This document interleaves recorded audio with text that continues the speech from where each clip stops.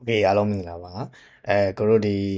Mac ရဲ့ desktop နဲ့ပေါ့နော် Mac ရဲ့ desktop နဲ့ဒီဘက်မှာ Windows ရဲ့ desktop နဲ့အဲ့တော့ parallel မှာတောင်းရင်းနဲ့ကိုတို့နှစ်ခုရှင်းပြီးတော့ feature လေးတွေကွဲပြားခြားနားချက်လေးတွေပြောပြချင်တယ်နော်ဆိုတော့ဘာလဲဆိုရင်ဒီ desktop ပေါ့နော် Windows မှာဒီ desktop icon တွေအရင် show လို့ကိုတို့ဘာလို့ရလဲဆိုရင်လုံးဝမကြည့်ချင်ဘူးဆိုရင် view ကနေ show desktop ပိတ်လို့ရတယ်ပေါ့နော်ဒါကြတော့ shortcut icon တွေ application တွေကိုတို့အကုန်လုံးမကြည့်တာပေါ့ဆိုတော့ပြန်ဖွင့်မယ်ဆိုရင် view ကနေပြီးဒီတိုင်းပဲ show desktop အဲ့တော့ဒီမှာအမြဲများပြားတယ်ပေါ့နော်အဲ့တော့အဲ့လိုအနေအထားမျိုးမှာ MacBook မှာじゃဘာအားဒါဒီနေရာမှာကျွန်တော်တို့က Mac နဲ့ Windows နဲ့ပဲလဲဆိုတော့အပြိုင်ကအတူတူပဲဒီမှာရှိတဲ့ Mac Power Data လည်း Windows မှာရှိတဲ့အတူတူပေါ့နော်ဆိုတော့ဒီကောင်လေးမှာ MacBook ရဲ့ desktop ပေါ်မှာရှိတဲ့ feature function တွေ right click ထားရင်ပေါ်တဲ့ function လေးတွေကိုနည်း sharing လုပ်ပေးခြင်းတယ်ဒီထဲမှာ use stat ဆိုတာလေးပေါ့နော်ဒါလေးကိုအသုံးချသေးခြင်းနဲ့ stat ဆိုတာထပ်လိုက်ဆိုတော့ဒီ desktop ပေါ်မှာရှိတဲ့အရာတွေအကုန်လုံးကိုတူညီရာစုပေးတာမြို့တူစုလို့ပြောလို့ရတယ်နော်ဆိုတော့ဒါလေးကိုတော့ပြန်ပြီးဒီမှာအမှန်ကြည့်တော့ချက်ထားတယ်ပြန်နှိပ်လိုက်မှာပေါ့နော်ကဲသူ့ရဲ့ function ပြောင်းနေပေါ့နော် use stat ကိုပြန်နှိပ်လိုက်မယ် use stat ကိုနှိပ်လိုက်အခုလိုမျိုးလေးရှင်းတန့်ဘယ်လိုပြောရလဲဆိုတော့ file တွေသူ့ကနေသူတည်တယ် category ခွဲပြီးထွက်သွားမှာပေါ့နော်ဆောင်းသားလိုမျိုးရှုပ်ချက်ခံမနေတော့ဘူးပေါ့နော်use stat မှာအရေးကြီးတာ stat ကိုအမှန်ချက်ပြီးအောက်မှာဒီ name ဖြစ်မနေရဘူးပေါ့နော် stat type ပေါ့ဘယ်လိုမျိုး stat လောက်မှာလဲခိုင်အမျိုးအစားရရှိတယ် date last open ရှိတယ် date last open ဆိုတာနောက်ဆုံးဖွင့်တဲ့ရက်စွဲနဲ့တွားတာပေါ့နော်သူ့ရဲ့ format type တွေတော့အများကြီးရှိတယ် edit ရှိတယ် modify ရှိတယ် date created ရှိတယ်နောက် tag ရှိနေ tag ဆိုတာတော့အခုတော့ဒီမှာပုံတွေကိုအရေးကြီးတဲ့ဟာတွေကိုမှတ်ချက်ကလာလေးတွေပေးထားတာအနေအစိမ်းအဝါတွေပေါ့နော်ဒီ tab ပိုင်းလဲတချို့တွေတည်တယ်တချို့မတည်ဘူးပေါ့နော်အဲ့ရလေးတွေလည်းတစ်ချက်ပြောပြပေးမယ်ဆိုတော့ဒီအဓိကတော့ use stat ရဲ့အပြင်မှာ group stat မှာခိုင်းအမျိုးအစားနဲ့တွားလိုက်အမျိုးအစားနဲ့တွားလိုက်တော့ကျတော့သူကဆွမ်းနာ desktop ပေါ်မှာဒီပါပါနော် Windows မှာမြင်ရလားမသိ Windows မှာလို့ရှုပ်ဖြတ်ခဲ့တဲ့အရာတွေဒါ MacBook ရဲ့ desktop ပေါ်မှာလည်းရှိတယ်သူတို့ကတော့အဲ့ဒီကောင်တွေကိုအခုလိုမျိုးရှင်းသွားအောင် stat လုပ်လိုက်ခြင်းဟာသူ့ရဲ့ file တွေကိုသူရစုလိုက်တာပေါ့ဆိုတော့ဒီမှာ MacBook တွေဒါ external ဟန်တည်တောင်းထားတဲ့ AutoCAD application data ရှိမယ် Windows 11ရှိမယ် movie ရှိမယ်ပေါ့နော်ဒီထဲကနေမှဘယ်ရတဲ့များလဲဆိုတော့ကိုယ် screenshot ပေါ့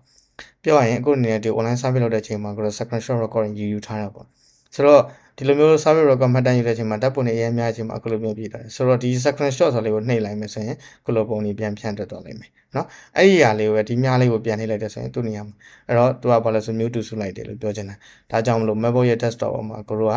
step function သုံးမယ် group step ပိုင်းခိုင်းဆိုတာလေးကိုသုံးတဲ့နဲ့နောက် show view option ဆိုတာတော့ဒီ folder တွေ icon လေးတွေရဲ့အနေထားမှာဆောနာ step ပိုင်းခိုင်းပါတယ် date attack ပါတယ်ဒါတွေကသိပြီးတာပေါ့နော် icon တွေရဲ့ size အရွယ်အစား desktop ပေါ်မှာရှိတဲ့ icon size အရွယ်အစားကို64 size လားကိုဘယ်လောက် size ထားမလဲထားခြင်းလောက်ထားလို့ရတယ်အဲ့တော့ Windows နဲ့နှိုင်းယှဉ်တာ Windows မှာလည်းဒီလို icon size တွေကိုအကြီးအကျယ်လုပ်လို့မရတော့ရတယ်တို့တော့သူ့ရဲ့ function တွေ၃မျိုးပဲ large small medium size ၃မျိုးပဲရှိတယ်ဒီအနေထားမျိုးမှာ MacBook မှာကျတော့ကျွန်တော်ဒီမှာသူရဲ့ setting ချိန်ပိုင်း9ခု10ခုတော့ရှိမယ်เนาะအဲ့တော့ဒီ size လားဒီ3ပါးကြိုက်တယ်လားကိုကြိုက်တဲ့ဘားတွေနဲ့ကိုလိုရွှေ့ချလို့ရတယ်သူ့ရဲ့ depth ကတော့64ဖြစ်မယ်ရှင်เนาะဒီလောက် size ထားတယ်ဟုတ်ပြီနောက်တစ်ခါ grid spacing ဆိုတာဒီ icon တွေရဲ့တစ်ခုနဲ့တစ်ခုနဲ့ကြားမှာရှိတဲ့အကွာအဝေးကိုပြောတာเนาะအဲ့တော့ဒီအကွာအဝေးဘယ်လောက်ထားမလဲဒီလောက်ချိန်ထားမလားကိုကြိုက်လို့မျိုးထားလို့ရတယ်เนาะအဲ့တော့ဒီအနေထားတွေကိုလိုပြင်လို့ရတယ်ဒီ function တွေက Windows မှာရှိလားဆို Windows မှာလုံးဝမပါပါဘူး Windows မှာ icon ရဲ့ grid spacing ကိုတို့ auto align icon grid လောက်တာနဲ့ကိုယ့်ရဲ့ manual လောက်တာပေါ့ဆိုလိုတာက icon တစ်ခုပူးထားမလားသူ့ရဲ့တက်မှတ်ချက်ခွာထားမလားဒီနှစ်မျိုးပဲရှိတယ်အဲ့လိုအနေထားမျိုးမှာ map မှာကြတော့ဆန္ဒလိုမျိုးကိုကြိုက်တဲ့အကွာအဝေးချိန်ကြီးထားလို့ရတယ်ကိုကြိုက်တဲ့ icon size ကိုကြိုက်လို့စီမံခွင့်ရှိတယ် Okay နောက်တစ်ခုရှိအောင်နောက်တစ်ခုက text size ပေါ့နော်ဒီ icon တွေ folder တွေရဲ့အောက်မှာသူနဲ့ပတ်သက်တဲ့ရေးထားတဲ့ site ကို text site ကိုတို့ကြိုက်လို့ပြင်လို့ရ16ထိထားလို့ရမယ်နော်16ဆို site ကြီးပေါ့ဒါကိုယ့်ရဲ့အဝေးမော်နီမော်နမိုက်တဲ့ချိန်စားလို့ရမယ်နောက်တစ်ခါ label position မှာ button နဲ့ right နဲ့နှစ်မျိုးရှိတယ် default အပြင်တော့ကိုတို့ icon တွေရဲ့အောက်ဘက်မှာပဲသုံးတယ်အဲ့တော့သူ့ရဲ့ညာဘက်ကိုသုံးခြင်းလည်းမရလို့ရတယ် right ဘက်ထားလိုက်မယ်ဒီပုံစံမျိုးသွားလို့ရတယ်တို့တော့ Celeora နဲ့ကြည့်လို့ကောင်းတာ better ဖြစ်တာကတော့ button site နဲ့သွားတယ်ပေါ့နော်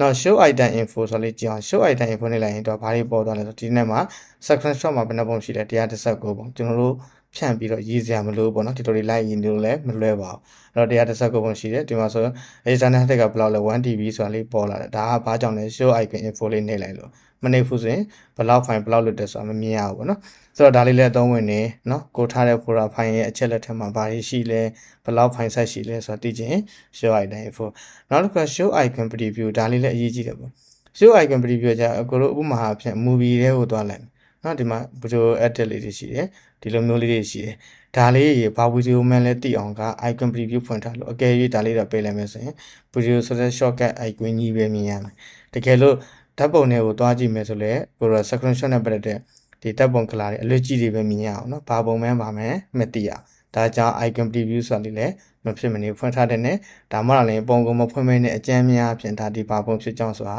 ကိုလိုမြင်တွေ့ရမှာပေါ့နော်ကြည့်ဒါလေးတွေကတကယ်တော့ message basic တွေတော်တော်များများကသုံးနေနဲ့တိကျတာများပါတယ်ဒါပေမဲ့ကျွန်တော်က0 to hero လို့ပဲပြောရမလားဒီ Mac ကိုစသုံးတဲ့ညီကိုတွေတင်နန်းပေးနေတာဖြစ်တဲ့အတွက်ကြောင့် basic တင်နန်းမှာဆိုတချို့တွေတော်တော်များများမသိကြဒါကြောင့်ဒါလေးတွေကိုကျွန်တော်တို့